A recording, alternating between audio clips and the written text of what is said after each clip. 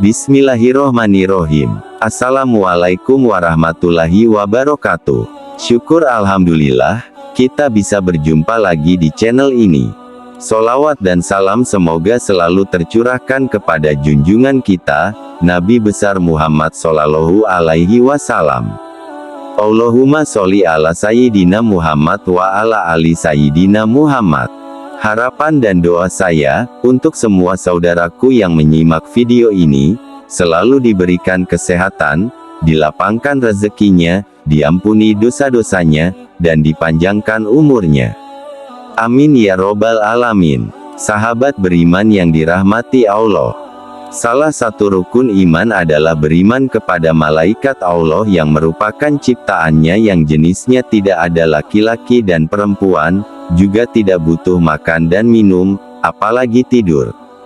Salah satu malaikat yang wajib diimani oleh umat Islam adalah malaikat yang bertugas untuk bertanya di alam kubur, yaitu Munkar dan Nakir.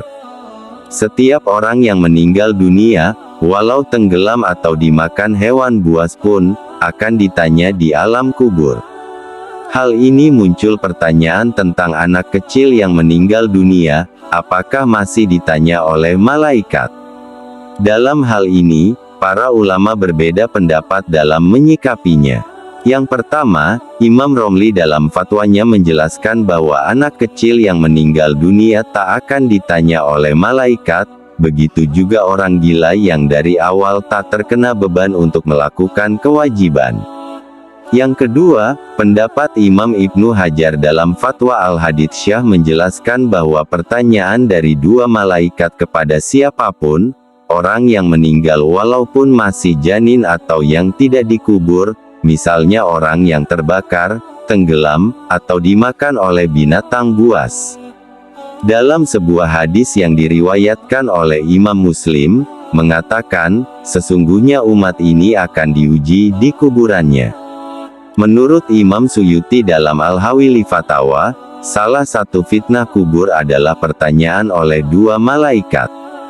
Dari kedua pendapat ini, yang lebih kuat adalah pendapat yang menyatakan setiap orang yang meninggal akan ditanya oleh malaikat, walaupun anak kecil. Dikuatkan oleh hadits yang diriwayatkan oleh Imam Muslim. Arwah bayi dan anak-anak kecil yang meninggal dunia adalah karunia besar yang Allah berikan bagi para orang tua. Anak merupakan amanah dan kebanggaan orang tua yang mengasuhnya. Ketika di dunia, banyak yang bertanya, apabila bayi atau anak-anak kecil yang meninggal, ini bagaimanakah arwah dan kedudukannya? Ustadz Ahmad Suzuki Abdurrani, pendakwa asal Malaysia yang juga lulusan Al-Azhar, menjelaskan bahwa Rasulullah Shallallahu Alaihi Wasallam menggambarkan arwah bayi atau anak kecil yang meninggal dunia menjadi dua kelompok. Kelompok yang pertama, yaitu kelompok bagi arwah anak-anak orang yang tidak beriman. Mereka akan menjadi pelayan-pelayan di dalam surga dan hidup bebas di dalamnya tanpa memperdulikan ibu dan bapak mereka. Kelompok yang kedua, yaitu kelompok anak-anak orang yang soleh, termasuk yang keguguran, akan ditempatkan di dalam surga. Allah di gunung yang indah, di gunung itu terdapat pokok-pokok tuba, dan anak-anak ini dijaga oleh Nabi Ibrahim alaihissalam dan Sayyidah. Mereka senantiasa berada dalam kekenyangan dan tidak pernah merasa haus, bahkan senantiasa berdoa kepada Allah agar dapat bergandengan tangan dengan kedua orang tuanya karena tidak berkesempatan melakukannya di dunia. Hadits yang diriwayatkan oleh Ibnu Abi Ad-Dunya, di surga terdapat pohon, yaitu pohon tuba, yang semuanya dapat menikmati susunya, termasuk bayi-bayi yang meninggal dunia yang masih menyusui, dan pengasuh mereka ialah Nabi Ibrahim Khalilullah. Bagi anak-anak kecil yang tidak lagi menyusu, akan ditempatkan di dalam perut burung-burung berwarna hijau dan berterbangan di dalam surga. Ustadz Ahmad Dusuki menjelaskan, apabila tiba waktunya, semua orang ditempatkan di dalam surga dan neraka. Anak-anak kecil tadi belum masuk surga. Apabila diminta oleh malaikat untuk memasuki surga, Mereka menjawab, kami tidak akan masuk selagi tidak bertemu dengan ibu dan bapak kami. Kami ingin masuk ke surga bersama mereka.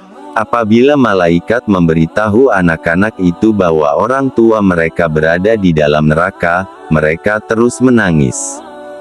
Jika di dunia kami tidak sempat bersama ibu dan bapak kami, kenapa di akhirat juga kami tidak boleh bersama mereka? Izinkan kami memberi syafaat kepada ibu dan ayah kami agar kami masuk ke dalam surga. Allah mengizinkan mereka memberi syafaat kepada kedua orang tuanya. Dengan syafaat yang diberikan olehnya, lalu dibawalah masuk kedua ibu bapaknya bersama anak-anak mereka ke dalam surga. Mereka memegang tangan ibu dan bapak mereka penuh kegirangan menuju ke surga Allah. Sahabat beriman yang dirahmati Allah, bagi para orang tua yang diuji dengan kehilangan anak bayinya, tidak perlu larut dalam kesedihan.